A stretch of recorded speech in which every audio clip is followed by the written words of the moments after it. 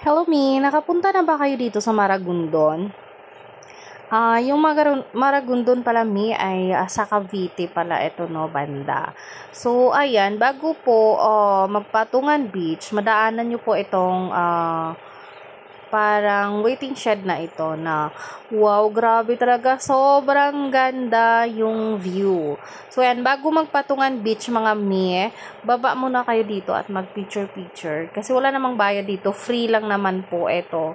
Pero grabe, matutuwa ka talaga. At dito naman sa Patungan Beach, itong beach na to ay masasabi ko maganda po siya. Yung dagat naman malinis. Medyo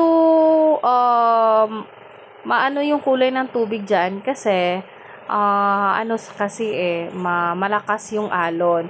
Pero kapag walang alon yan mga mi, ang linaw-linaw po talaga ng tubig dyan.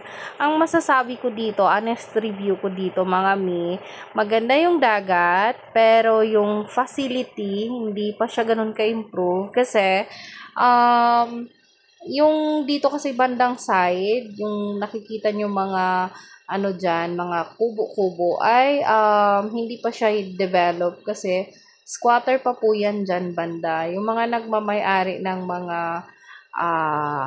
dyan, yung kumbaga mga room ay hindi siya private. So, ayun. Pero, okay lang din naman.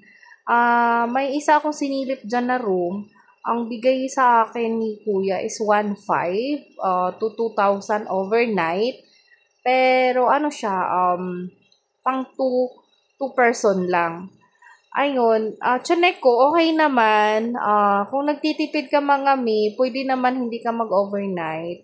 Meron ka makukuhang cottage dito na 500 pesos lang. At yung itong dagat mga mi, wala siyang bayad. Free entrance po ito, walang bayad. Yung babayaran mo lang po dito, yung mga cottages lang po na ng mga tao dito.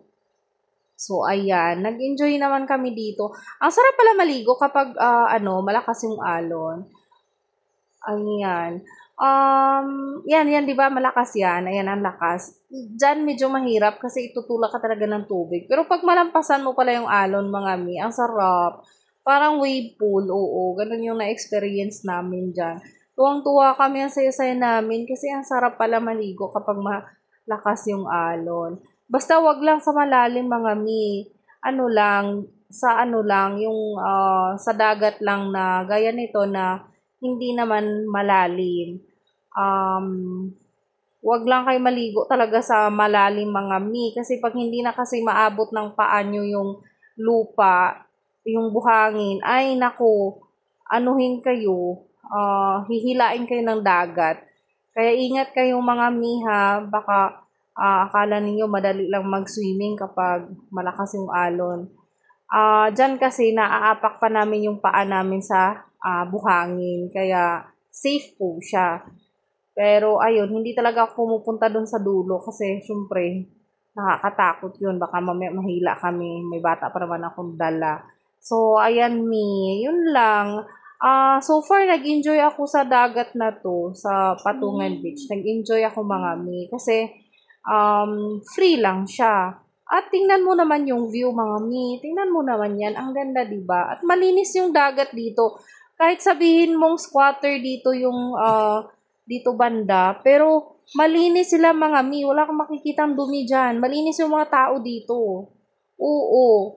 Malinis. Ano lang siya, hindi lang siya talaga improve na improve. Pero mga mi, kung nagtitipid ka talaga, ay, ang ganda na dito mga mima. So, ayan, kung gusto nyo magpatungan beach mga mi, okay pa rin. Oo, ang ganda ng patungan ng view dito. Basta wag lang kayong maselan. Yung kasi, yung mga room kasi, hindi siya ganun ka ganda, gaya ng ine-expect natin sa private.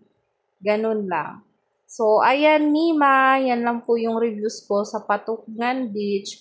Ang na-experience ko dito ay masaya naman. Masaya kaming magkakapatid dyan.